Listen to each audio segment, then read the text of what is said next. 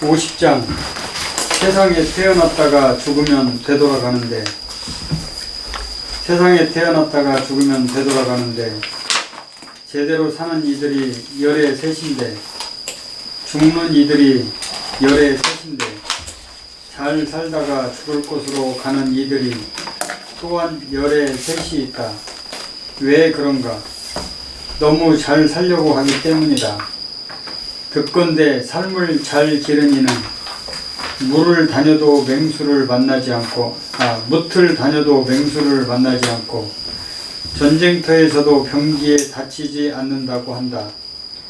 웹불소는 그 뿔로 받을 곳이 없고 호랑이는 그 발톱으로 핥힐 곳이 없으며 무기는 그 칼날로 찌를 곳이 없는 것은 무슨 까닭인가? 죽을 짓을 하지 않기 때문이다. 네, 노장도 앞전에 우리가 한번 공부 도경에서 했던 기억이 있을 겁니다. 왜냐하면 하늘은 이 부자생한다. 자신을 살리려는 노력을 하지 않는다. 부자생의 도를 얘기한 거죠. 우리가 여기서 보면 이제 인생을 놓고 세 가지 유형으로 일단 논하는 것 같네요. 맨 처음에 이제 출생입사라고 했는데, 출생입사는 태어나면서부터 죽을 때까지 이렇게도 해석이 될 수가 있지만, 원래 이제 출생입사라는 말은 죽음에서 나와서 죽음의 길로, 삶의 길에서 벗어나 죽음의 길로 들어간다. 또 출생입사가 돼요.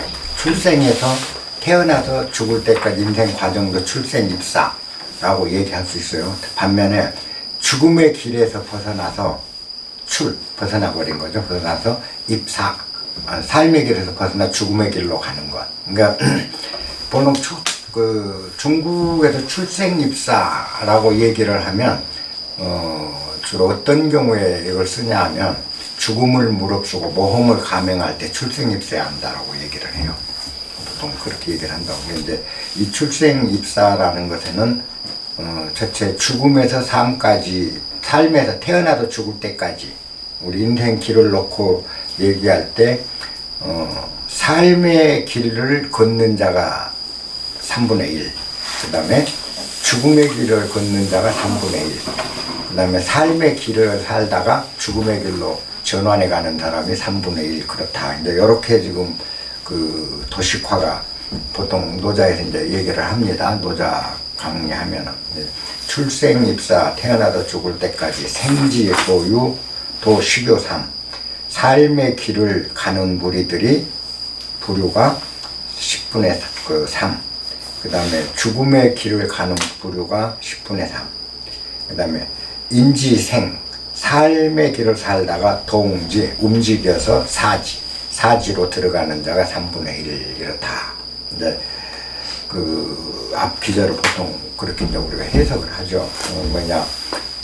인생을 살다 보면 사람들이 세 가지 유형으로 그렇게 산다. 이게 이제 그 일반적인 해석이에요. 근데 출생입사를 다른 시각에서 아까 중국인들이 쓰는 용어 습관으로 이를 봤을 때 우리가 그 모험을 감행하는 것, 모험을 감행한다라는 것은 성공할 확률이 3분의 1, 그죠? 완벽하게 실패할 일이 3분의 1, 성공한 듯 했다가 실패로 가는 게 3분의 1. 인생의 요체를 또 얘기하는 기절도 해당이 되는 게 요 기절입니다. 어쨌든 지금 책에 이제 그 밑에 줄을 보면은 밑에 줄을 더 이제 보고 나면 앞에 게 어떤 걸 우리에게 받아들일 것인가는 아랫줄을 해석해 보면 조금 단서가 나올 거예요. 부하고 그랬습니다. 어찌해서 그런가? 어째서 인생이 그렇게 세 갈래로 많아지는가? 그런 길을 가는가? 그랬어요. 근데 자, 이기생생치유. 그 이유는 기생, 그 삶을 더 잘 살려고 하기 때문에 그렇다. 이제 이렇게 나온다는 거죠. 그러면 우리가 앞에 이야기는 둘 다를 포함해서 한 이야기로 받아들일 수가 있겠죠. 인생 전체를 놓고 출생에서 죽을 때까지를 받은 모험 과정으로 보든 간에 우리가 하는 행동들은 우리가 잘 살 수 있어야 되는데 행복하고 잘 살지 못하고 잘 살다가 늘 고통 속에 죽음과 같은 그런 삶을 살게 되는 이유는 잘 살려고 삶을 살기 때문에 잘 살려고 하기 때문에 그런 길을 걷게 된다. 그렇죠? 그러면 여기 앞전에 하늘의 부자생의 도하고 같은 거죠. 하늘은 자기 자신을 살리려 하지 않기 때문에 영원할 수 있고 땅도 자기 자신을 살리려는 일을 하지 않기 때문에 장구하게 세월을 땅이 갈 수 있다라는 그 앞에 도경에서 나온 기절하고 요 기절인데 연관져서 해석을 하면 될 것 같습니다. 우리가 부자생의 도가 굉장히 삶에서 중요해요. 이런 거죠. 우리가 도시에 있다가 이제 귀촌을 해요. 그러면 멋지게 이제 도시 생활에서 압박이 많다 보니까 멋진 생활, 이 전원 생활을 꿈꾸죠. 그러면서 내려가면 마당에 잔디를 쫙 깔고 그 다음에 거기에서 이제 뭐 고기 굽는 걸로 바베큐 파티도 하고 아름다웠고 멋있는 삶을 추구를 보통 하죠. 삶을 더 아름답게 가꾸려고 하는 거죠. 근데 와서 막상 시골에서 살다 보면 한두 번, 몇 번은 그렇게 하는데 나중에는 안 하게 되거든요. 안 하게 되고. 또 시골에 그렇게 하다 보면 무슨 생각이 있냐, 시골에서. 참 망상 뜬다. 주변에서도 그걸 아름답게 보기도 망상 뜬다라고 안 어울리는 거죠. 시골에, 창촌에 쭉 살아왔던 시골 사람들, 그죠? 농사 짓고 일하고, 이렇던 분들의 삶에서 볼 때 이질적이 되는 거잖아요. 이질적이 되는 그 삶을 아름답게 보고 부러워하는 게 아니라 망상 뜬다가 되는 거거든. 그잖아요. 뭐냐. 근데 오히려 이제 그런 아름답게 걸어온 거, 내가 꿈꿨던 더 좋은 삶으로 질을 바꾼다. 뭐 시골은 뭐 시골 사람답게 시골인들하고 그렇게 뭐 아름답지 않아도 살겠다고 살면 그것도 시골 사람들은 사람 됐어. 이렇게 봐준. 우리가 보는 시각은 참 복잡해요. 그죠? 그게 한쪽에서 보면 우리가 더 좋고 사는 것처럼 살겠다라는 모습을 포기를 했을 때 진정한 아름다움이 나올 수 있다라는 요체로 우리가 많이 있는 거죠. 그러다 보니까 내라서 그렇게 하다 보니까 이게 일거리인 거죠. 잔디밭 가꾸려니까 일이요. 풀도 뽑아야 되고 가꿔야 되고 굉장히 일이 번잡해져. 나중에는 잔디밭을 없애. 내려왔던 사람들도. 이런 것들이 이제 우리가 가끔 가다 보면 고상하게 살아야 되겠다 해가지고 고상한 걸 지나치게 추구하다 보면 그게 고상한 게 아니라 추하게 보여요. 그건 이유는 뭐냐? 고상하게 살겠다. 무엇을 위해서 사는 거죠. 고상하게 산다는 건 내 삶을 더 아름답게 보이도록 가꾸고 살겠다라는 거잖아요. 결국 고상하게 살겠다라는 마음을 먹는 거는 내가 고상한 게 아니죠. 고상한 모습을 남에게 보여주려는 게 고상하게 살겠다는 마음의 근저에 들어와 있는 걸 결국 남에게 보여주는 삶이 돼버린다는 거죠. 그러면 내가 내 삶을 더 아까 그죠? 생생지후 그랬잖아요. 기생 그 삶을 사는데 생지후 그 삶이 더욱 두터워지게끔 만들고자 한다라는 걸 생각해 보면 이거는 실제 우리 삶이 아무리 두터워도 그 고통과 환희가 항상 번복된 삶일 뿐이에요. 아무리 가난해도 마찬가지고. 그냥 본질은 똑같다는 거죠. 삶의 본질이. 그런데 우리는 그게 더 두텁고 더 아름다워야 되고 더 멋있어야 된다, 삶이. 그래도 멋있게 살려고 하다 보니까 멋이 없어져 버리는 경우가 생겨. 요것에 집착이 되면. 그러니까 결국 여기서 이제 얘기해 준 게 그거죠. 왜 우리가 중요한 거죠. 삶이 내가 생지도인데 삶의 길을 가는 부류가 3분의 1밖에 안 되고 그 다음에 죽음의 삶을 사는 자가 3분의 1이고 삶을 제대로 살다가 죽음의 길로 들어가 버리는 그런 경우가 3분의 1이다. 이제 이런 얘기를 여기서 했어요. 그럼 여기서 하는 얘기가 제일 중요한 건 세 번째 기절이잖아요. 삶의 길을 살다가 죽음의 길로 가버리는 게 문제가 되는 거죠. 요거를 이제 강조하는 게 이거거든. 삶의 길을 잘 살다가 죽음의 길로 가는 이유는, 가장 큰 이유가 뭐냐? 내 삶을 더 잘 사는 걸로 바꾸려는 노력이 우리 삶을 더 피폐하게 만들 수가 있다라는 걸 이제 지적하기 위해서 앞부분에 2단계를 놓은 거죠. 어차피 죽음의 길에 들어보는 사람들은 문제가 없어요. 근데 살 것처럼 살다가 더 잘 살려다가 못 살게 됐을 때가 문제가 오는 거죠. 근데 그러면 우리가 내 삶을 더 좋은 삶, 더 두터운 삶을 만든다라는 건 결국 무엇이 문제가 일으켰는가를 생각해 보면 욕심인 거죠. 뭔가를 구하려는 욕심. 그게 더 잘 살겠다라는 거는 결국 욕망이 더 커지고 있다라는 거거든. 그죠? 구하는 욕망이 크기 때문에 그 욕망이 결국 나로 하여금 무리한 선택을 한다거나 또는 보여주기식 선택이 된다거나 거칠애로 흐르는 확률이 많게 되는 거죠, 우리가.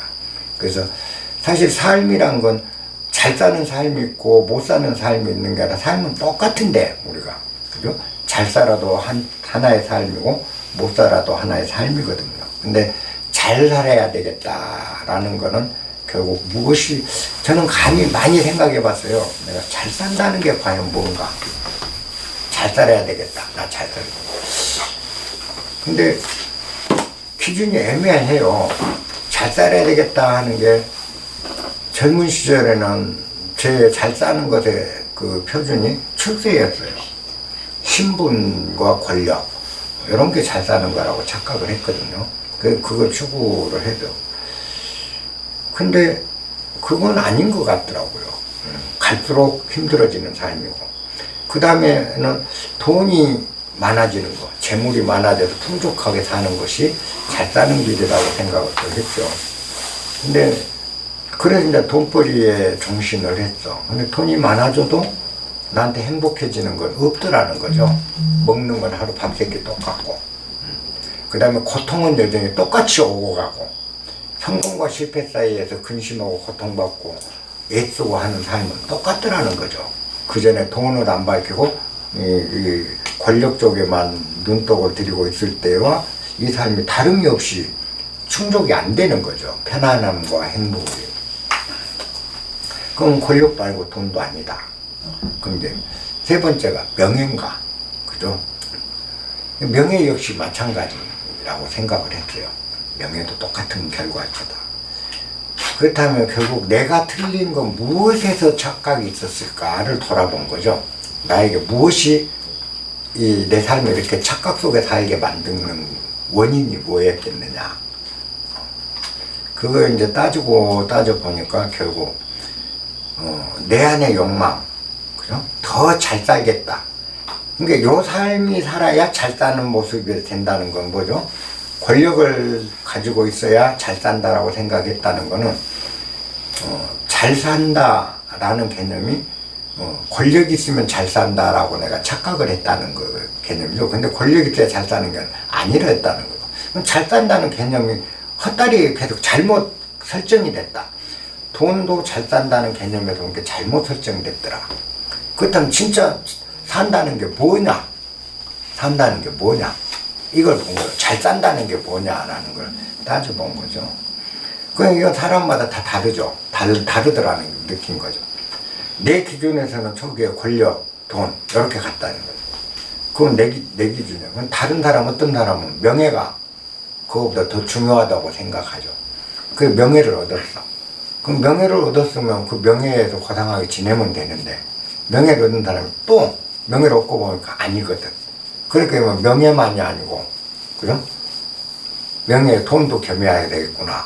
그러니까 명예만 얻으면 충분했던 사람이 돈 쪽으로 또 옮겨가는 거죠. 가봐야 돈 얻으면 행복할 때 아니거든 또. 그러면 이제 명예도 더럽혀지고 행복은 사라지는 거죠. 이런 식으로 우리가 다 꼬여요. 자꾸 꼬이더라고.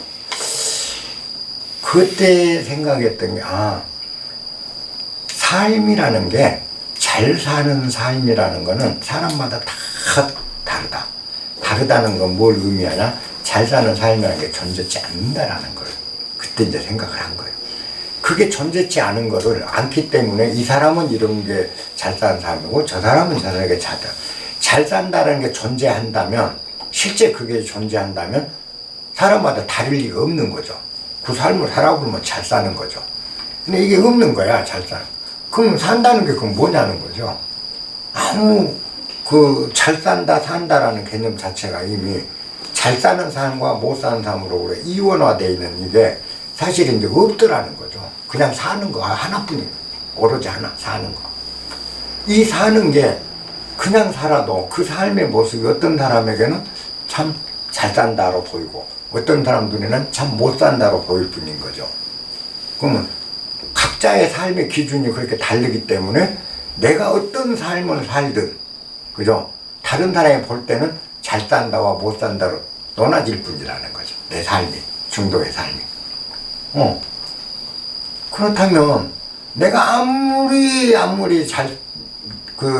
어떤 사람이 참 훌륭하게 산다고 잘 산다고 해도 또 다른 사람 시각에서는 이건 잘 사는 삶이 아니라 망가진 삶이고, 아무리 망가지게 살아도 이쪽 시각은 훌륭하다 함으로 보는 시각이 또 있다라는 거죠. 그렇다 보니까 결국 우리가 잘 살고 있다, 못 살고 있다라는 개념은 우리 의식 소관일 뿐이 이런 게 없더라는 거죠. 삶은 똑같다, 같다. 그래 내라서 이제 이 자연하고 같이 살아가다 보니까 깨재재해지고 이름 없어지고 그냥 시골 무지랭이로 전락이 되는 삶이 돼요. 그런데 일단 나는 편안하고 내가 우선 욕망이 적어지고 더 잘 따라야겠다는 노력이 없어지니까, 더 잘 따르려고 몸부림칠 일이 없으니까 쉬는 시간이 많고 시간이 많아져. 첫째는 그잖아요. 더 잘 따르려고 몸부림을 안 치니까 나한테 주어진 게 시간이요, 남는 게 시간이요. 그전에 시간이 없어서 맨날 쫓기고 바빴는데 그냥 한가하고 시간이 많으니까 한가해요. 시간이 많으니까 이 시간 참 시간이 많은 사람이 무료하잖아요. 답답해요. 그러니까 뭐냐, 이제 보고 싶었던 책도 보고, 또 때로는 2시간 3시간씩 마루에 앉아서 멍 때리기도 하고, 따뜻한 햇볕 쬐면서 가만히 앉아서 따뜻한 햇볕 그것만 즐기고 앉아 있는 거죠. 그렇게 즐기다 보면 문득 이제 한 생각씩이 올라오게 되고, 그러니까 옛날에는 생각하지 않았던 거를 많이 생각하게 되고, 옛날에는 읽지 않았던 책들도 많이 읽게 되고, 그죠? 그 다음에 옛날에는 바빠서 관찰하지 못했던 돌멩이, 흙, 벌레들까지도 자세히 관찰할 수 있는 시간이에요. 그걸 관찰해보고. 이러다 보니까 조금씩 내 자신이 즐거워지더라는 거죠. 이 자체도 그 벌레들이 꼬물꼬물 움직이는 것도 정말 제대로 하면 재미있어요. 돈 버는 것만큼 재미있는 것도 또 그런 것도 재미더라. 굉장히 재미가 있는 거죠. 이제 다 하는 게. 그러면 그전에는 그 재미를 찾아다녔잖아요. 돈이란 걸 찾아서, 권력이란 걸 찾아서, 명예란 걸 찾아서, 내가 바쁘게 그걸 찾아가서 막 치고받고 하면서 이걸 쟁취하려고 했는데, 그것도 재미를 누리는데, 이제는 주위에 있는 모든 것들이 재미가 있으니까 심심할 틈이 없어요. 그리고 누가 아무것도 안 하고 이렇게 맨날 며칠 있으면 얼마나 무료하십니까? 라고 물었는데, 나는 그런 무료함이 없더라는 거죠. 왜? 매 순간 다 재밌거린 거죠.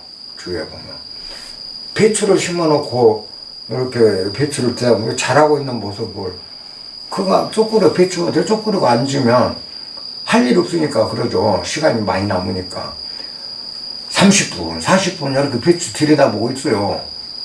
그러다 보면 어떤 거는 벌레가 파먹어갖고 같이 씨를 뿌렸는데도 똑같이 씨 뿌린 똑같은 밭인데, 어떤 배추는 벌레가 파먹어서 구멍이 숭숭 뚫리고, 어떤 건 깨끗하고, 어떤 건 아예 자라지 않고 고시라 적은 것도 있고, 이걸 보는 거죠.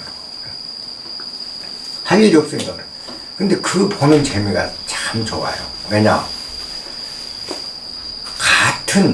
같은 밭에 같은 씨를 뿌렸는데 어떤 건 잘 자라고, 어떤 건 벌레 먹고, 어떤 건 고스라지고, 이게 자연이 모습이더라는 거죠. 그렇다면 우리의 삶도 어떤 사람은 남들이 볼 때 화려하게 이렇게 배추 이파리 잘 자라서 화려하게 꽃피어져 있는 모습, 어떤 건 고스라져 있는 모습, 그죠? 어떤 건 벌레 모음, 무슨 인생도 그러잖아요. 근데 이 인생이 다 하나같이 소중한 인생이고 하늘로부터 동일하게 해와 달과 별의 기운을 동일하게 쏘여받은 인생이라는 걸 깨닫게 돼요. 그러다 보니까 이제는 이렇게 힘들어 보이고 아까 고시라진 배추같이 인생이 그렇게 돼 있는 인생도 참 훌륭한 인생으로 보이는 거죠. 아름답고. 그러니까 그 사람에게 동정하는 마음이 생기는 게 없어져요. 그전에는 나보다 못한 사람은 동정심이 안 돼 보인다. 이 사람 참 안 돼 보인다. 근데 안 돼 보인다라는 건 내가 상대적 우위감이잖아요. 우월감이거든요. 이 사람이 안 돼 보이는. 근데 지금은 안 돼 보이는 게 아니라 이대로 좋다. 이대로 이분의 삶은 참으로 아름답고 훌륭하고 존중받아 마땅한 삶이다. 또 이렇게 사는 분도 마땅한 삶으로 보이는 거죠.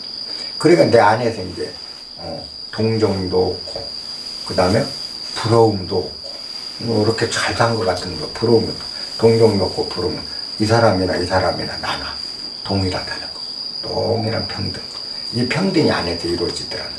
그러니까 사람을 차별 대우를 않게 되고 편차를 안 두게 되고 무시하지 않고 또 이쪽이라 해서 내가 괜히 막 아부하지 않고 삶이 그대로 이제 통일이 돼가는 거죠. 자체가. 그러면 이제 그런 상황에서 이렇게 사람들 삶을 보니까 그죠? 내가 그냥 살아도 됐는데 더 잘 살라고 한 것이 사업판에 뛰어들고 더 잘 살라고 하는 것이 정치판에 뛰어들고 그죠?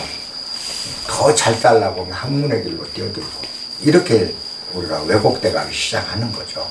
노자는 이제 그걸 그 의미가 별로 없다 그런 것에 우리가 어떤 삶이나 다 동일한데 그죠? 오히려 잘 살려고 하다 보니까 그렇다. 그런 일들이 벌어진다. 네, 이걸 나쁘다고 꼭 해서는 안 돼요. 그것도 삶의 한 방식이니까. 그렇게 사는 것도 괜찮으니까. 근데 이제 우리가 그렇게 치열하고 그 다음에 인생길이 확 변화가 일어나고 이쪽 삶에서 저쪽 삶 그러다 실패도 하고 이런 거는 결국 내가 더 잘 살라고 하는 그 마음 때문에 빚어진 것들이길 뿐이라는 거죠. 그죠? 그 마음에도 빚어진 거. 그러니까 안 됐다 해도 그렇게 성취가 안 됐다 해도 그 마음에서 비롯된 것일 뿐 다른 게 없었다라고 우리가 생각하면 실패라도 아무 문제가 없죠. 그걸 추구했다 안 돼도. 그잖아요. 근데 그 마음을 우리가 알지 못하면 결국 내가 바라던 그거 욕망일 뿐이다 한다면 이 세상이 이렇게까지는 혼탁해지지 않았을 거라고 저는 생각이 들어요. 제가 왜 세상은 갈수록 어지러워지는가라는 걸 많이 생각해 보거든요. 많이 해봐요. 하나 정치 얘기는 가급적 안 하려고 하는데 여러분들이 우리 보면은 내년에 대선이 끝나면 어떤 상황이 벌어질지는 눈에 안 봐도 훤히 보이지 않나요? 그죠? 예를 들어서 누가 될지는 모르겠어요. 근데 일단 현재 제일 양쪽에 뛰어난 분들 두 분 인기가 있다는 사람들을 놓고 볼 때 이재명 선생이 됐다 했을 때 그분을 대통령으로 인정하고 믿고 존중하고 따를까요? 소위 보수라는 사람들이. 아마 광화문이 코로나 끝나면 뒤집어지겠죠. 이제는 이성도 없어요. 네 편 내 편 아니면 안 돼. 또 윤석열이라는 사람이 됐을 때 이쪽 진보 쪽이 허용할까요? 그 사람 인정할까요? 대통령이라고. 광화문이 뒤집어지겠죠. 저는요, 누가 되든 내년 대통령 되고 나면 다시 뒤집어진다고 봐요. 탄핵될 거다. 누가 되든. 이게 아무도 용납 안 해요. 서로가. 그게까지 가버렸잖아요. 그러면 내가 대통령이 되고자 하는 것도 결국 내 욕망일 뿐이다.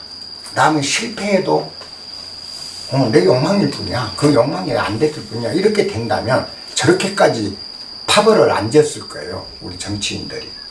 그랬다면 우리 백성들도 이렇게까지 심각하게 좌우로 논하져서 내 편 아니면 안 돼. 절대 용서 안 하거든요, 지금. 뭐 이유도 없고 상식도 없어요.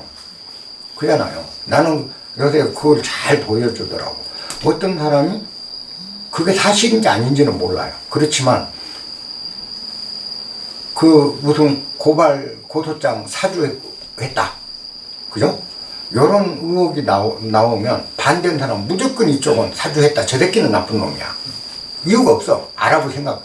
또 이쪽은 그게 사실일지라도 안 믿어.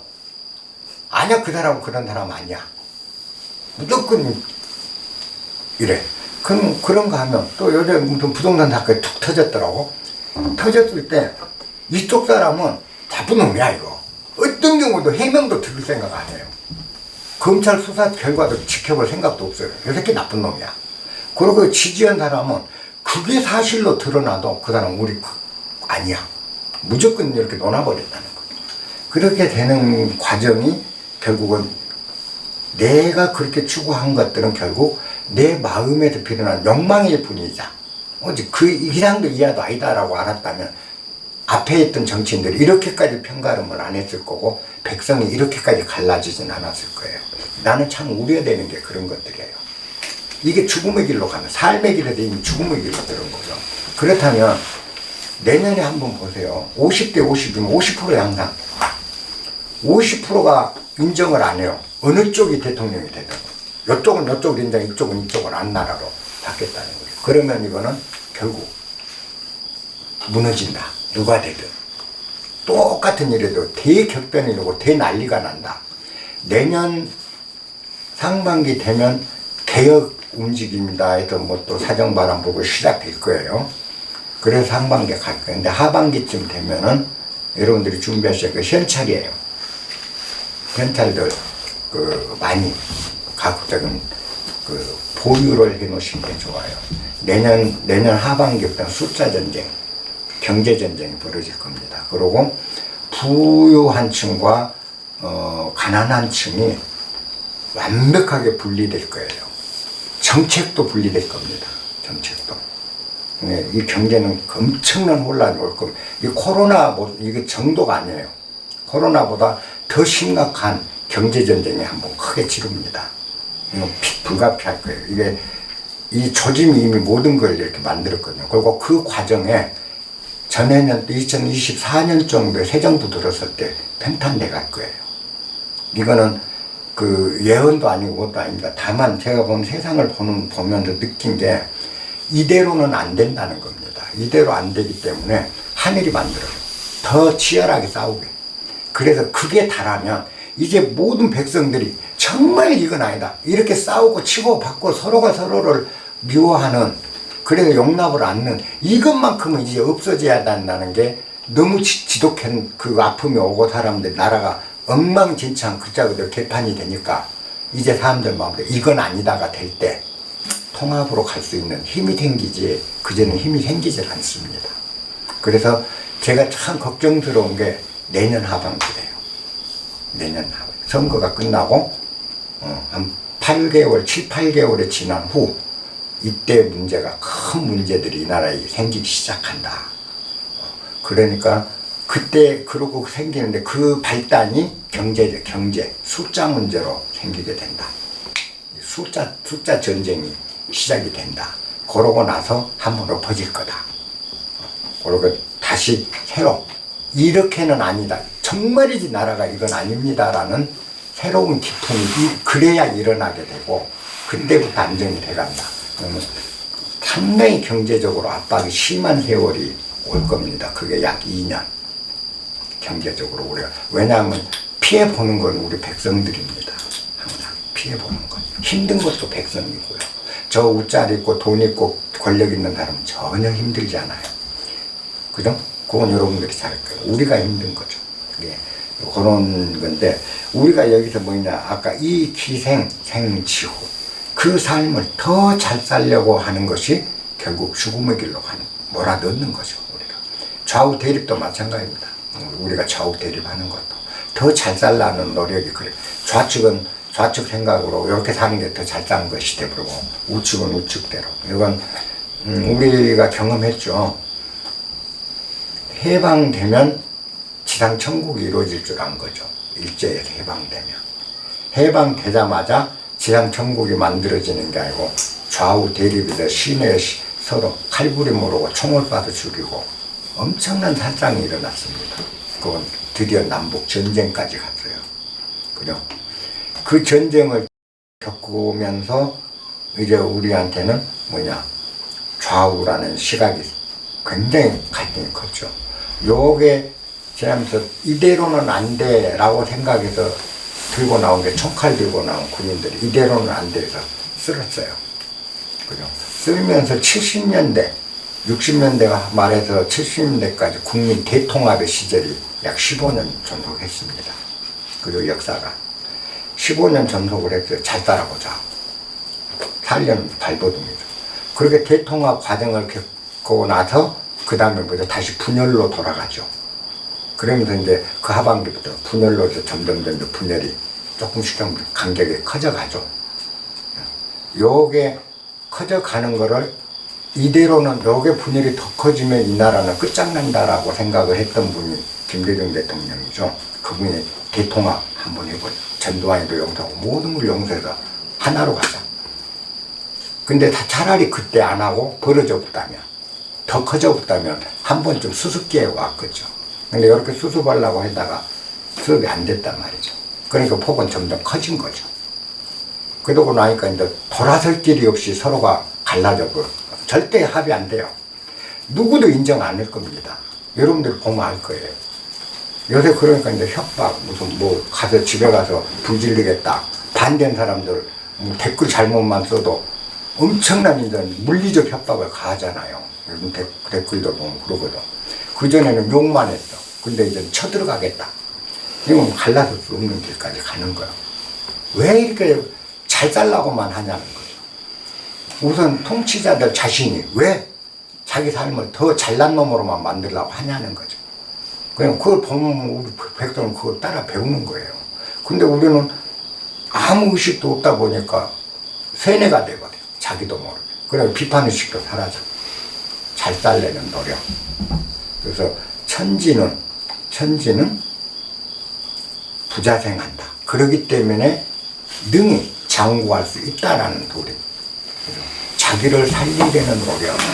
이게 엄청난 해독을 끼친다는 거예요. 그 앞전에 배웠던 걸 이번에 반복해 준 겁니다.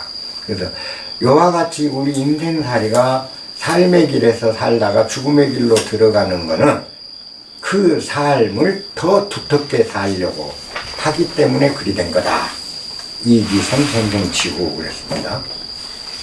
그래 놓고 이제 대개 선섭생자, 섭생을 잘하는 사람은, 그 말이죠. 섭생을 잘하는 사람은 이제 비유법으로 했습니다. 육지를 다녀도 코뿔소나 호랑이가 해치지 않고, 호랑이를 만나지 않고, 그 다음에 전쟁터에 가도 상해를 입지 않는다. 왜 그러냐 하면 코뿔소나 호랑이가 뿔이나 발로 그 사람을 핥히고 받을 만한 대상이 없고, 병장기가 해칠 만한 그런 장소가 없어져 버리기 때문이다. 그런 허점이 없기 때문이다.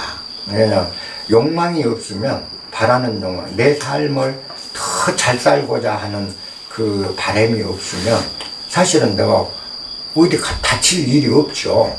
누가 나를 해칠 일도 없고, 내가 뭔가를 하기 위해서 아까 출생 입사, 그죠?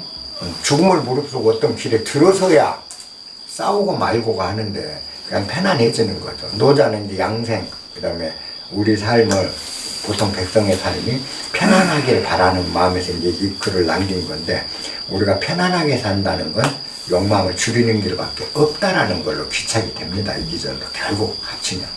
우리 안에 욕망이 크면 클수록, 그리고 그 욕망이 강도가 세면 셀수록 우리에게 평안은 오지를 않는다.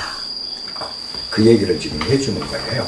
다른 그건 없습니다. 그래서 이렇게 욕심 부리고 살면서도 우리가 이 욕망은 결국 내가 재미로 즐거움께 이 일을 하는 것이지 요게 내 삶을 좌우한 게 아니다. 그렇다면 돈벌이도 취미로 재미로 한다면 돈도 가벼운 마음 가니까 잘 벌릴 거예요. 언젠가 호주에 있는 친구가 한국에 왔을 때 젊어서인데 그 엄청나게 큰 그 무역하는 사람이에요. 회사야. 부자죠. 이 사람은 와갖고 나한테 젊은이를 만났을 텐데 그런 얘기를 하더라고. 선생님 취미가 뭐냐고. 그래서 그때 제가 바둑을 참 즐겼어요. 바둑기라고 그랬더니 자기는 돈 버는 게 취미래요. 그러니까 돈 버는 게 취미니까 취미로 뭐든지 하는 거야. 돈벌이가 되는 거는. 그러니까 돈이 무지하게 많이 먹습니다. 돈벌이가 나는 취미다. 그러니까 자기가 재미로 하는 거예요. 돈 버는 걸.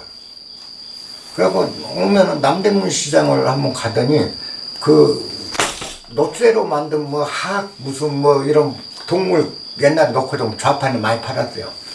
그거를 박스 사서 담아요. 이거 뭐 할 건데 이거 호주 갖고 갈 거래. 그 거대한 무역상에 보따리 장사를 따로 하는 거야. 갈 때도 취미야. 갖고 가면 돈 된대. 돈벌이가 완전히 취미인 거예요. 그러니까 돈이 항상 벌리는 거예요. 취미로 하니까. 그리고 잃어도 재미있는 거야. 이 사람은 잃고 얻고 하는 게, 돈 벌고 나가고 돈 벌고 하는 게. 난 세상에 돈 버는 게 취미인 사람 그때 처음 봤거든. 근데 이렇게 취미가 되면 즐길 수가 있어요. 돈벌이도. 근데 이게 돈을 못 벌면 내가 죽는다라는 강박, 돈을 못 벌면 나는 안 돼, 실패하면 안 돼, 이런 강박 있게 돈벌이를 하면 악착같이 가는 거죠. 남을 해치지 않고는 돈이 벌리는 게 아니잖아요. 남의 돈 뺏어오는 거예요. 원래 돈벌이잖아요. 그래서 뭐 나는 버릇으래. 그죠? 나는 버릇. 내 삶은 때가 엄청나게 묻고 지저분한 삶이 되는 거죠. 그렇게 돼요. 근데 취미 정도로 그렇게 재미로 한다면 괜찮아요. 얼마나 좋아요. 돈벌이도 재미로 하고, 그죠? 명예도 재미로 얻고, 또 권력도 재미로 얻고. 이건 재미삼아 한 거라면 얼마나 가볍게 가겠냐, 우리 삶이. 여러분들도 한번 잘 생각해봐요. 농사도 재미로 지면은 재미있을 거예요. 재미없으면 쉬고. 근데 이게 업으로 가버리면 문제가 돼. 엄청 힘들기 시작하다는 거죠. 그러면 우리가 이제 업으로 그래도 먹고 살아라니까 업이 돼야 된다 하는 건 지나치게 우리가 입에 공포심을 갖고 있는 거죠. 먹는 것에. 우리 안에. 왜 그냥 없으면 못 산다는 착각. 아까 있어야 산다. 그리고 있어야 내 삶이 좋았다. 생생지후하고 있는 거예요. 계속. 이 생생지후심이 있는 한은 우리가 재미로 세상을 즐기는 삶이 안 돼요. 돈벌이도 재미로 즐기면 얼마나 재밌겠어요. 명예 얻는 것도 재미삼아 뭐 얼마나 재미있겠어요. 명예 얻을 때마다 즐겁지. 그죠? 이렇게 재미로 갈 수 있는 세상을 지금처럼 이렇게 막 악착같이 하다 보니까 파벌 다 돼갖고 그냥 인간의 마음까지 다 갈라서 세상이 누가 누구도 인정 안 한 세상으로 바뀌었다는 겁니다. 예를 들어서 여당 쪽에서 어떤 분이 이 나라 대통령이 된다 해도 현재 국민들의 반은 대통령을 인정 안 한다니까. 여러분 느끼잖아요. 그리고 야당 쪽에서 어떤 사람이 대통령이 돼도 이쪽 지지자들은 이거 절대 대통령으로 인정 안 해요. 인정 안 한다는 건 뭘 의미해요? 인정 안 한다는 건 뭘 의미하냐고요. 저 새끼 쫓아내야 된다요. 이쪽은 저 새끼 쫓아내야 된다. 그러면 이 코로나가 지금 막아주고 있어요. 지금 코로나 없으면 아마 광화문 난릴 겁니다. 난리나. 지금쯤 난리나. 좌우로. 이게 어떻게 내년 후반기가 될 건지는 점쟁이 아니라 다 보이는 거죠. 이게 생생지고 꼭 여러분들이 내 삶을 더 살찌게 만들겠다라는 마음이 강하면 강할수록 삶이, 내 삶도 우리가 아까 그 정치 상황이 그렇다면 요걸 정치 상황으로 내 안으로 끌고 들어와서 내 삶으로 생각을 하자고요. 내 삶 또한 그렇게 갈라질 거 아니냐는 거죠. 그죠? 가볍게 가면 내 안도 절대 그게 분열이 안 되고 내 삶도 평온할 수 있는데 내 삶 또한 갈라졌네. 뭐 바깥 상황과 우리 내면의 살림살이가 뭐가 다른가요? 다르지 않거든요. 똑같거든요. 바깥을 보고 나는 그렇게 안 살아야 되겠다. 또 안을 보고 바깥을 이렇게 만들어야 되겠다. 우리가 할 일이 그런 거 아닐까. 그리고 공부하는 목적이고요. 그래서 우리가 삶의 길을 살다가 죽음의 길로 처박혀 들어가는 것, 그거는 왜 그러냐? 그 삶을 더 잘 사는 삶으로 바꾸려 하기 때문이다. 근데 이게 아니면, 그렇지만 않으면 코뿔소도 이제 그래도 습생을 잘한다라는 거는 그 욕망, 헛된 욕망을 지나치게 집착하지 않는, 헛된 욕망에 지나치게 집착하지 않는 것이 이제 섭생을 잘하는 거다. 이렇게 보시면 잘 살려는 노력보다 모든 삶이 아름답고 모든 삶이 훌륭하다는 걸 우리가 받아들일 수 있으면 이제 그때부터는 재미있게 삶을 살아갈 수가 있어요. 그리고 남의 삶도 존중해 줄 수 있고. 그럼 내가 남을 존중할 수 있어야 되는데 안 존중하잖아요. 그러니까 이쪽 사람들은 이쪽 삶을 아예 존중 안 하고 이런 건 무조건 아니야. 뭐 이유가 없어. 무조건 아니야. 이쪽은 이쪽은 무조건 아니야. 이유도 뭐도 없어. 그냥 무조건 아니야. 이거 뭘 의미한가? 내 안도 똑같다. 내 안에 그 삶의 구조. 실제 내 개인의 삶을 바라보는 내 시각 또한 지금 우파와 좌파 간에 이런 것과 무엇이 다른 게 있냐? 없다는 거죠. 그럼 요걸 보면서 우리가 내 안에서 더 뭔가 얻으려는 노력을 조금만 줄여보자. 그 얘기입니다. 출생입사. 자, 그 다음에 51장으로 요것도 근데 그 앞에 계속 나왔던 것들이니까요. 좀 쉽습니다. 자, 도생지, 덕축지. 도가 만물을 낳고 덕축지, 덕이 만물을 길렀다. 물형지, 세형지. 그로 인하여 사물이 형성되고 세력이 형성된다. 시, 만물, 막부존이 도, 이, 귀, 덕 그랬습니다. 그래서 만물은 만물 중에 도만큼 존귀하고 높고 덕만큼 귀한 게 없다. 여기 절입니다. 도가 만물을 낳다. 덕이 만물을 낳다. 덕이 만물을 기른다. 도생지, 덕축지 그랬습니다. 이 말은 뭐냐면 도가 만물을 낳다. 천지를 얘기한 겁니다. 음양을 얘기하는 거예요. 주역의 음양, 그 다음에 주역의 건곤, 천지를 얘기한 겁니다. 도는 하늘이에요. 하늘의 사물을 낳고 덕은 땅입니다. 도는 양이요, 덕은 음입니다. 도와 덕은 음양의 양면일 뿐이지 이것이 도고 저것이 덕이고 이거 넘을 수 있는 관계가 아니에요.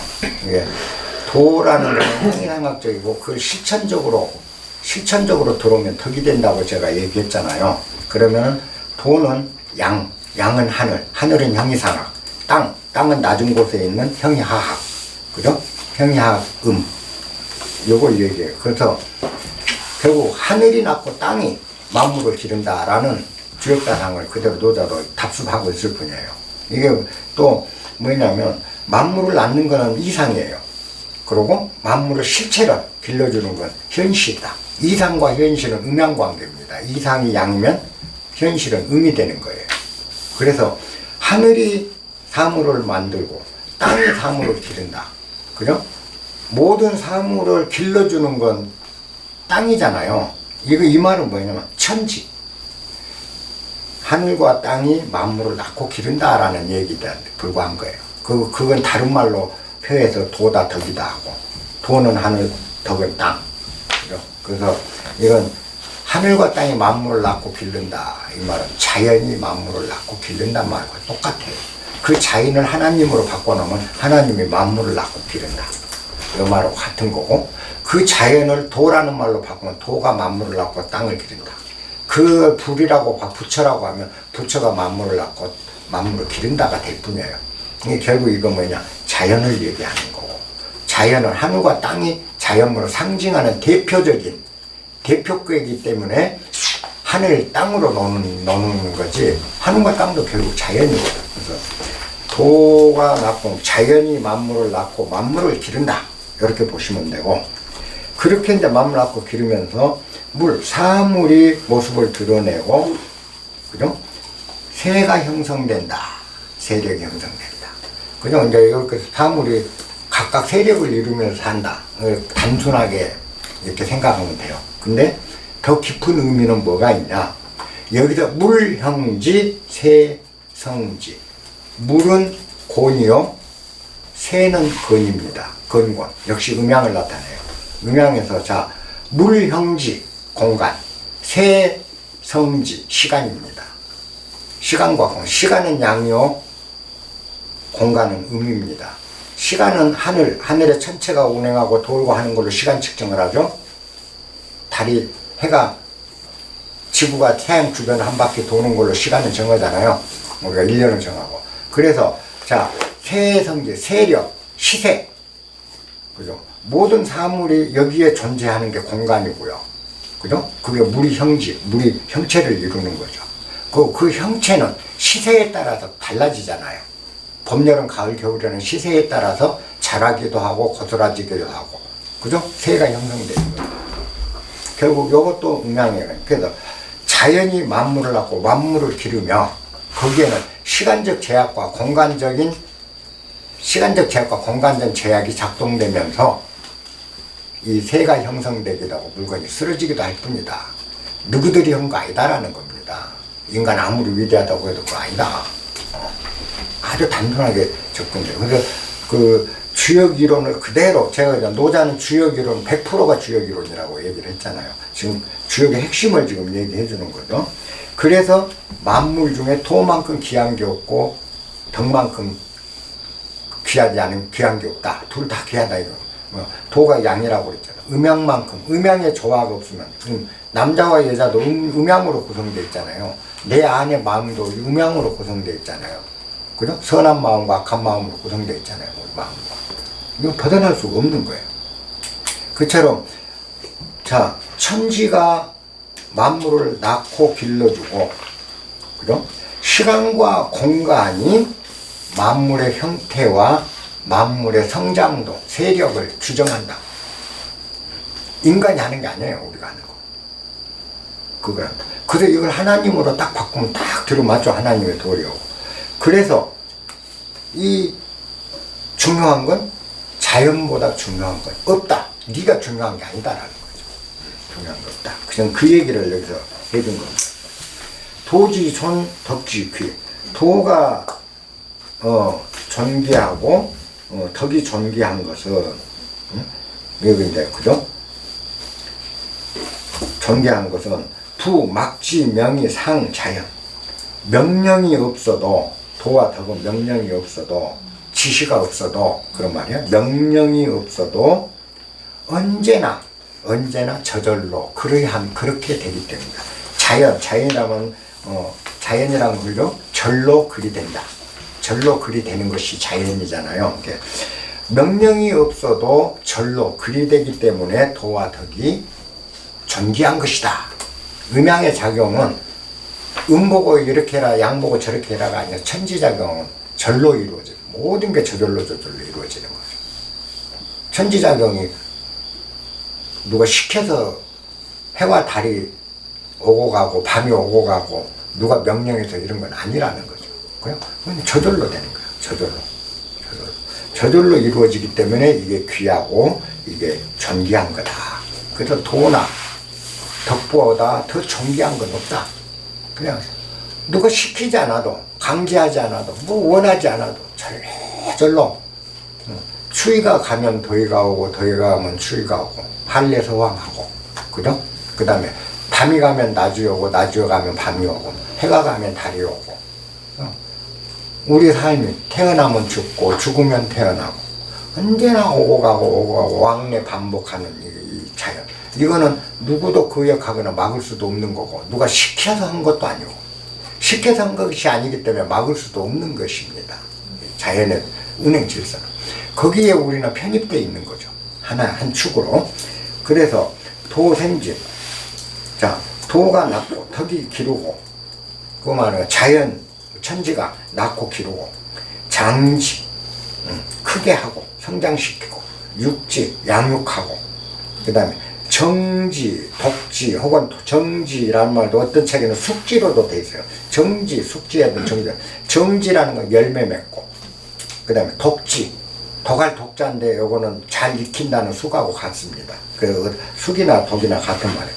열매 맺히고 열매를 익히고, 양지, 보호해주고, 복지, 덮어주고, 다 이 자연의 이불처럼 덮어줄 수 있는 거죠. 그렇게 해서 생이부요. 그렇게 해서 다 살게 하면서도 그걸 지 것으로 하지 않고, 미부시, 그것들을 위해서 모든 햇빛, 바람 이런 거 다 퍼부어 주고도 자랑하지 않고, 장이부재, 모든 것들을 다 이끌어주면서도, 이끄는 지도자로 세상을 이끌어주면서도 주재하지 않고, 내가 한다로 주재하지 않고. 자, 그래서 이런 것을 일러서 자연이 갖고 있는 것을 일러서 뭐라고 말할 수 없는 덕이다. 현이라는 건 뭐라고 표현할 길이 없는 거죠. 그래서 현덕한 거다. 덕이다. 이렇게 이제 얘기를 합니다. 그러니까 이게 뭐냐, 우리로 하여금 생각을 해보게 하는 거죠. 우리가 제일 잘난 거예요. 그 인간이 인간으로 최고라고 우리는 항상. 그리고 이런 얘기를 들으면 그럴듯하지만 또 돌아서면 잊어버리고 항상 나. 늘 나. 그래 영원히 나에서 못 벗어나는 거예요. 그게 함께가 안 되는 거예요. 도생지 축육지가 안 되는 거예요. 도생지 덕육지가 안 되는 거예요. 덕축지가. 왜? 계속 나는 내가 마치 내 삶을 영위하는 것 같거든요. 내가 마치 나를 살리고 있는 것 같거든요. 내가 마치 천지를 주지하는 것 같거든요. 전부 내가 나를 살린다고 생각을 하는 거죠. 내가 자식을 살린다고 생각하고, 내가 누구를 한다고, 모든 내 삶을 내가 가꾼다고 생각을 한다는 거죠. 근데 진짜 여러분들이 가꾼 적 있냐? 가꾼다고 가꾼 것이 전부 망가뜨리고 있는 거지. 진짜 우리 자신을 가꿔준 건 내가 아니고 저것들이었더라는 거죠. 그렇잖아요. 자, 도생지, 덕육지. 하늘이 낳고 땅이 기르고, 하늘과 땅이 낳고 길러주고, 물형지, 공간이, 그죠? 물이 있는 공간이 형성돼주고, 그 다음에 세성지, 시세가 이루어지고. 자, 그러면 우리가 뭐죠? 천시를 알아라. 그죠? 그 다음에 지리를 얻으라. 인화를 하라. 그래야 대업이 가히 대업을 성취한다. 천시, 지리, 인화예이죠. 천시가 뭐예요? 천시가 시간이잖아요. 세. 그냥 공간, 지리가 뭐예요? 물형지잖아요. 우리가 자연 속에 있으면서 이런 자연의 원리를 던져버리고 막무가내로 의욕만 갖고 밀고 나가는 거죠. 앞에서 얘기한 대로. 그죠? 내 삶을 더 살찌게 하려고 자연의 이게 아니고 이건 내 의지로, 내 생각대로 마구 밀고 가는 거죠. 그러니까 자연 위배 질서에서 완전 항상 위배가 돼요. 천지에 다 정해져 있는 시세를 놓친다는 거죠. 그리고 그런 게 어디 있어? 시세라는 게 어디 있어? 그러면 여러분들이 한번 보세요. 지금같이 좌우가 이렇게 뒤집어지는 세상이 왜 이렇게 시세가 이렇게 변해왔냐? 그죠? 한 개인이, 내 개인의 힘으로 그게 가능했냐? 아니잖아요. 이거 다는 시세라는 거죠. 그러면 이 시세는 물극필반이에요. 모든 사람은 크게 달할 때까지 멈추지 않아요. 그게 달하지 않을 때까지 세상은 멈추지 않는다고요. 그게 달하면 바뀝니다. 반전이 일어나요. 그래서 이 추세는 막는다고 정치한 사람이 막아진다고 훌륭하게 행동하는 데 막아지는 게 아니라는 겁니다. 김대중 대통령이 그걸 막으려고 했다는 게 난센스예요. 절대 막아지지 않습니다. 그 막는 것이 오히려 독을 더 크게 터뜨리는 결과를 차라리 빨리 끝내야 돼요. 이 벌어진 게 더 빨리 변해서 이건 아니다로 다시 회귀해서 물극필방 크게 달하면 반드시 반성하게 돼 있거든요. 인간도 자연도. 그래서 돌아왔을 때 그러면 이거 터질 건 빨리 터진 게 좋아. 그럼 빨리 반전돼서 이제 함께 가자. 이제 함께 가자. 좌와 우가 함께 가자. 음과 양이 함께 가자. 하늘과 땅이 함께 가자. 남과 여가 하나가 되자. 세상 일이 돌아가야 되잖아요. 다 달리 갈 게 아니다는 거죠. 그럼 이런 거 빨리 터지는 게 좋다. 예, 우리는 이런 것마저도 항상 내 개인의 시각으로 정세도 보고 세상도 보고 삶도 내 개인의 시각으로 보기만 하지 진짜 이 진리의 시각을 우리가 잊어버려요. 도가 만물을 낳는다는 거. 그죠? 그리고 도가 만물을 기른다는 걸 잊어버린 겁니다. 내가 만물을 기르고 내가 사는 게 내 삶을 이루는 건 내가 아니라는 걸 잊어버린다. 그죠? 도생지, 덕축지. 이건 도가 만물을 낳고 덕이 만물을 기른다.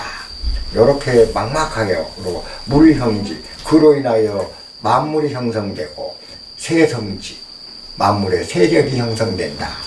그러므로 도만큼 존재한 게 없고 덕만큼 존재하는 게 없다. 요래 놓으면 요 기제를 갖고 아무리 궁리하고 애써봐야 뭔 뜻인지 하나도 몰라. 말은 그럴듯해. 와닿지도 않아. 근데 이 말은 아까 우리 자연을 얘기야. 어려울 거 없어. 하나님도 갖다 안 돼. 이해 안 되면 성경도 안 되면 자연에 갖다 붙여라. 그럼 성경이 다 보인다. 그리고 코란도 보다가 말이 안 되고 이해가 안 되면 코란에 있는 알라를 갖다 자연으로 생각하라. 그러면 코란경도 다 이해가 되고 맨날 코란경 틀렸다고 욕할 게 아니라는 겁니다. 자연으로 놓고 보면 이것도 맞네가 딱딱딱 끼워 맞춰. 그럼 자연은 그럼 뭐냐? 자연을 구성한 건 뭐냐? 동양에서는 그 음과 양으로 구성된다. 음양이다. 그건 주역사상이고 또 노자는 주역사상을 갖다 어떻게 바꿔난 거? 도와 덕으로 나눠놨어요. 도덕경이잖아요. 음양경이잖아요. 천지경이잖아요. 이걸 갖다 우리 한국은 천지팔량경이에요. 우리 조선에 천지팔량경. 하늘과 땅의 팔량. 팔량은 뭐예요? 8개잖아요. 다 주역사상이 다 포섭돼요. 우리 천도교요? 웃기는 소리 말라고 해. 주역사상 다 포함돼요. 그럼 우리 천지팔량경이 뭐야? 하늘과 땅, 건공, 팔량. 팔량은 뭐예요? 8개잖아. 똑같아요. 그래서. 이게 다 보이는 거야. 이 자연으로 놓고 봐버리고. 그 음양론. 주역은 뭐 별거 있나요? 주역의 음양론이 뭐예요? 음양론 하늘과 땅, 남과 여. 그 다음에 정반대된 두 가지 속성이 변증법적으로 상생상극하면서 돌아가는 게 세상 우주 진리다. 요거 하나 밝혀놓은 게 주역에 불과한 거예요. 그러고 그렇기 때문에 우리가 다투고 싸우고 지랄하고 네가 있네 내가 있네 할 것 다 무아일 뿐이다라고 한 거. 그렇기 때문에 무한 거다라고 한 게 부처이론인 거예요. 부처이론도 주역이론하고 완벽하게 동일해요. 그 소리도. 그러므로 하나다. 그것만 믿어라.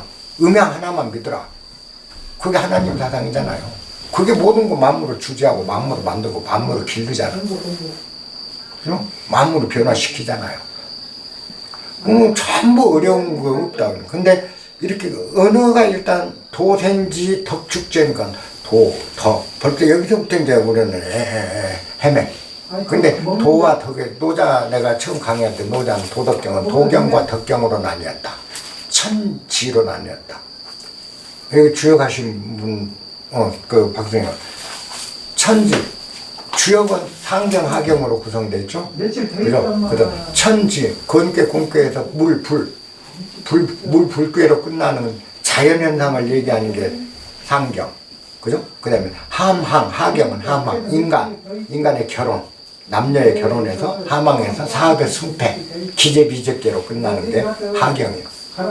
그러면 자연을 노래한 거, 자연을 얘기한 게 상경이면 노자에서 뭐였죠? 도경, 그죠? 자연을 얘기한 거죠. 덕경, 인간이 살아갈 도리 설명한 거라고 내가 얘기했죠. 덕경. 주역의 상하경을 옮겨놓은 게 압축해서 옮겨놓은 게 도덕경 느낌이에요. 그죠? 성경의 구약과 신약이 뭔 차이가 있는 건지 압니까? 구약은 신을 위한 경전이에요. 자연을 위한, 하늘을 위한. 신약은 뭐죠? 인간을 위한 경전입니다. 그죠? 선생님 맞아요? 틀려요? 구약은 하나님을 위한 성경, 신을, 하나님은 자연, 천지라고 그랬어요.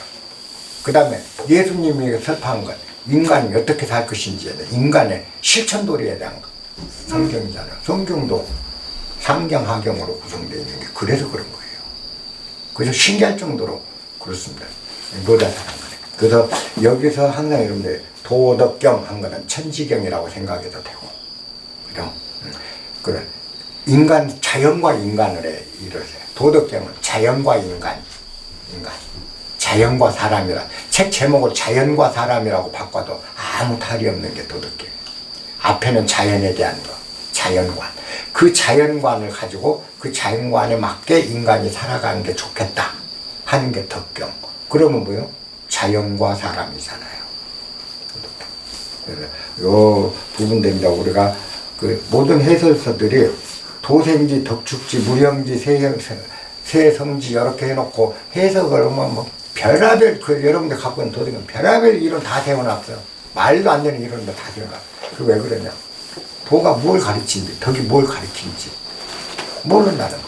왜 상하경으로 나눠졌는지, 왜 성경이 그렇게 상하경으로 돼 있는지. 성경도 음양론이에요. 성경도 윤회론이고요. 근데 사람들 몰라. 그리고 성경이 그렇게 노는 이유도 몰라. 그런 건 모든 경전들의 구성이 그와 같습니다. 자연과 인간. 그걸 알고 이제 또 이런 경전을 보면 해석이 나오는 거죠. 그래서 자연은 낳고 길러주고 또 크게 만들고 성장시키고 열매 맺고 있게 만들고 이걸 다 하면서 자연은 아무것도 안 가져가. 그래서 위대한 거고, 우리는 이만한 것만 해도 주머니로 다 집어넣어. 그잖아요. 요만한 것만 갖다 내 앞에 다 갖다 붙여. 명예까지도, 명예는 어디다 붙일 것도 없고 가질 것도 없고, 명예라는 그 허상도 갖다 지 몸에다 딱딱 붙여놔. 절대 밖으로 안 내고. 근데 자연은 아무것도 지 소유를 안 하잖아요. 우리가 배워야 된다. 그래서 이 자연을 따라서 그렇게 우리도 하는 걸 일러서 우리는 성인이라고, 그죠? 훌륭한 분이란다. 지 몸에 붙인 놈은 아무리 잘나도 훌륭한 놈 안 돼요. 그래서 하나님 앞에 의인이 없는 거예요. 자연 앞에 의인이 없어요. 아무리 지가 백성을 잘 살게 만든다고 구라쳐도 그거 절대 훌륭한 사람 아니에요.